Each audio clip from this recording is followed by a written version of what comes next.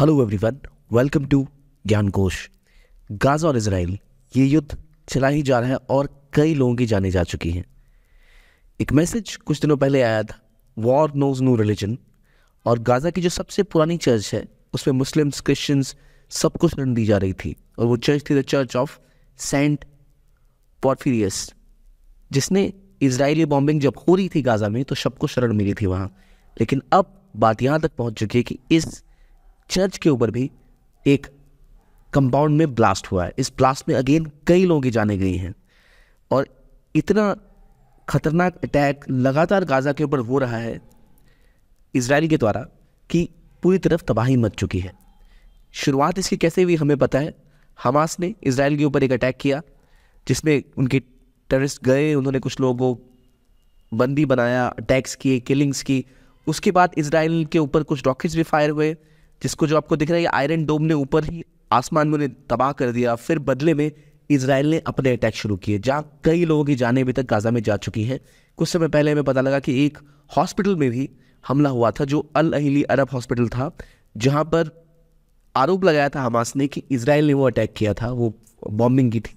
जबकि इजराइल अभी सबूत दे रहा है कि असल में वो गाजा के अंदर ही हमास या उसकी किसी ऑर्गेनाइजेशन की मिस फायरिंग की वजह से उनका खुद का रॉकेट आकर इस हॉस्पिटल कंपाउंड पे गिर गया था। तो ये चीज़ें और ज़्यादा कॉम्प्लिकेट होती जा रही हैं, जहाँ सच क्या है किसी को पता भी नहीं चल रहा और इतने लोगों की जाने जा रही हैं। आपसे एक सवाल है मेरा कि एक बहुत इंपॉर्टेंट मॉस्क है जेरूसलम में, मुझे बताइए वो मस्जिद कौन सी है जो सबसे इंपॉर्टेंट मॉस्क वहाँ लोकेटेड है? जामा मस्जिद, अल अक्सा या हागिया सोफिया? इनमें से कौन सी जो मॉस्क या मस्जिद है वो लोकेटेड है जेरूसलम में? मुझे ज़रूर बताएगा। तो ये जो युद्ध की स्थिति बनी हुई है, इजराइल का अटैक लगातार गाजा के ऊपर हो रहा है। बाइडेन से लेके ऋषि सुनक तक, जो अमेरिकी राष्ट्रपति और ब्रिटिश प्राइम मिनिस्टर है, वो तक इजराइल आए हैं। इवन इंडियन प्राइम मिनिस्टर ने भी कहा कि पैलेस्टीन को वो भी सपोर्ट करेंगे। अमेरिका ने $100 बिलियन देने की बात भी की है पैलेस्टाइन को। यहाँ तक कि जब जो बाइडेन आए तो उन्होंने कहा कि गाजा में जो मूवमेंट ऑफ सप्लाईज है वो होनी चाहिए। तो इजिप्ट ने को बोला गया कि इजिप्ट भाई अलाउ करो, कुछ मूवमेंट ऑफ मेडिसिन और जो बेसिक फ्यूल फूड सप्लाईज है वो शुरू किए गए। इजराइल ने कंप्लीटली गाजा को ब्लॉक कर रखा है, तो कोई भी इलेक्ट्रिसिटी, पानी की मूवमेंट हो नहीं सकती इस देश में।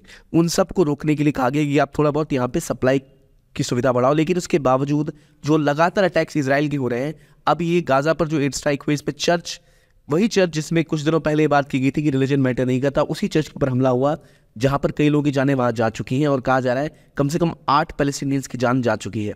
अब याद रखिए, जब हम बात करते हैं पैलेस्टाइन की, तो पैलेस्टाइन और इजराइल का मुद्दा सिर्फ ज्यूज और मुस्लिम्स की बात नहीं करता। इस्लाम और जुडाइज्म के अलावा यहाँ पे क्रिश्चियनिटी भी प्रॉस्पर करती है। क्रिश्चियनिटी का भी एक इम्पॉर्टेंट साइट है ये, और कई सारे क्रिश्चियंस भी यहाँ रहते हैं।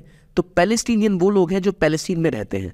पैलेस्टीन में रहने वाले क्रिश्चियंस भी पैलेस्टीनियंस कहलाते हैं, पैलेस्टीन में रहने वाले मुस्लिम्स भी पैलेस्टीनियन कहलाते हैं, और पैलेस्टीन में रहने वाले ज्यूज भी पैलेस्टीनियन ही कहलाएंगे। ठीक है, पैलेस्टीन उस जगह का नाम है। सिमिलरली अगर आप इजरायली बोले किसी को, तो इजरायली एक सिटीजनशिप है, यानी एक मुस्लिम भी इजरायली हो सकता है, एक क्रिश्चियन भी इजरायली हो सकता है। ये चर्च जो सबसे पुरानी चर्च थी गाजा की, उसके ऊपर ये हमला हुआ है और यहाँ उनकी जानें गई हैं। और इस चर्च कंपाउंड के हमले के बाद और कई लोगों की जानें जा चुकी हैं। तो हॉस्पिटल, चर्चेस, इन सब के ऊपर हमले हो रहे हैं। तो जो चर्च है उसका नाम क्या था, आप देख सकते हैं, चर्च ऑफ सेंट पोर्फिरियस। यहाँ पर ये असल में ग्रीक चर्च है, एक पुरानी वाली, और सबसे पुरानी चर्च गाजा की यही है। और इसमें हमला ऑब्वियसली अब इस युद्ध को एक नया रूप दे सकता है, जहाँ शायद जो रिलीजन वाला एंगल है वो फिर वो खुल के सामने आ जाए, क्योंकि इस स्ट्राइक में कई लोगों की जानें यहाँ जा चुकी हैं। हॉस्पिटल का मुद्दा अभी तक गर्म है। तो गाजा के चर्च की बॉम्बिंग के बाद बाइडेन ने इससे पहले कहा था कि वो सपोर्ट करेंगे इजराइल को, पैलेस्टाइन को भी उन्होंने कुछ मॉनेटरी सपोर्ट की बात की, ह्यूमैनिटेरियन सपोर्ट की बात की। लेकिन इस ग्रीक चर्च के ऊपर हमले के बाद शायद अब जो कई कंट्रीज से उनका रुख बदलेगा और ये स्थिति कई में वर्ल्ड वॉर की तरफ जाती दिख सकती है। ये चर्च है, काफ़ी हिस्टोरिकल चर्च थी, मेडिवल पीरियड की एक चर्च है। इसके कंपाउंड पे हमला हुआ है, यानी कि कंपाउंड में ब्लास्ट हुआ है, इसकी मेन इमारत पे हमला नहीं हुआ है। कुछ समय पहले भी ऐसी अफवाह हो रही थी कि इस चर्च के ऊपर बॉम्बिंग की गई है, लेकिन इस चर्च ने तब कहा था कि कोई हमला हमारे ऊपर नहीं हुआ है। एक न्यूज़ एक हफ्ते पहले की है, और रिसेंट न्यूज़ ये है कि दोबारा शायद यहाँ पर अटैक हुआ है, और गाजा की इकलौती भी कही जाती है और एक मेजॉरिटी, सबसे पुरानी चर्च माना जाता है इसको, जहाँ पर ये अटैक हुआ है। इसका लॉस काफ़ी बड़ा हो सकता है। और याद रखिए कि ऑलमोस्ट 500,000 पैलेस्टीनियन क्रिश्चियंस दुनिया भर में रहते हैं, और उनमें अच्छी खासी नंबर्स हैं जो कि अभी भी वेस्ट बैंक और थोड़ा बहुत गाजा में रहते हैं।